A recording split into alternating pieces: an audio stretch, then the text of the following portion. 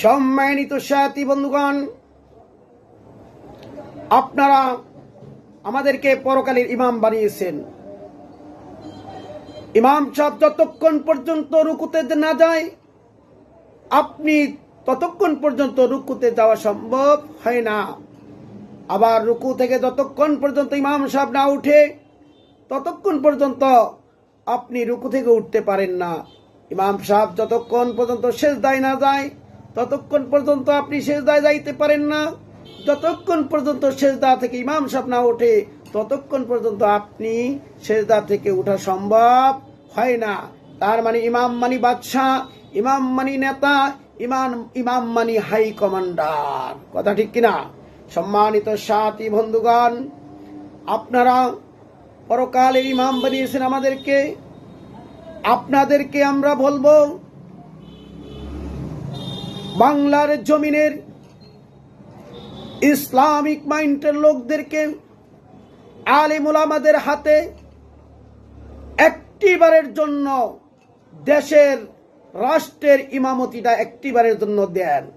আল্লাহর কসম করে বলছি, আপনাকে আপনার টিসিবির জন্য, বিজিবির জন্য, বিভিন্ন গম চাউলের জন্য আপনাকে গিয়ে সেই পরিষদের সামনে ঘন্টার পর ঘন্টা লাইন দিয়ে দাঁড়িয়ে থাকা লাগবে না। আপনার স্ত্রীকে বা আপনার মা বোনদেরকে লাইনের ঘন্টার পর ঘন্টা সেই পরিষদের সামনে গিয়ে বেপরদা হয়ে লাইন দিয়ে দাঁড়িয়ে থাকা লাগবে না।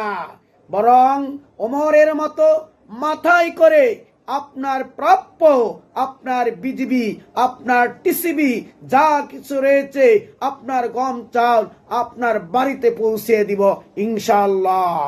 সম্মানিত সাথী বন্ধুগণ, ভারতের সাবেক অর্থমন্ত্রীর নাম ছিল ইস্তেকবাল, আর বাংলাদেশের অর্থমন্ত্রীর নাম হলো আবুল মাল। আমরা ব্রেনটাকে অনেক ঘুরিয়ে দেখলাম, অনেক সূক্ষ্ম চিন্তা করে দেখলাম, এই বালমাল দিয়ে রাষ্ট্র পরিচালনা করা যায় না। রাষ্ট্র পরিচালনা করতে হলে সেই কোরআন নামক সংবিধান লাগবে, আর ওমরের মতো খলিফা, ওমরের মতো নেতা লাগবে। তাহলে যায়া এই রাষ্ট্রটা সঠিকভাবে সুন্দরভাবে পরিচালনা করা হবে।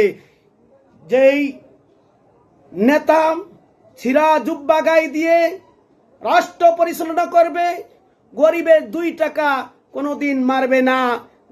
গরিবের টাকা, জনগণের টাকাকে তারা মনে করবে কুকুরের পায়খানার মতো হারাম মনে করবে। এই জাতীয় চরিত্রবান নেতা ছাড়া এই বাংলার জমিনে কোনোদিন দুর্নীতি দূর হতে পারে না।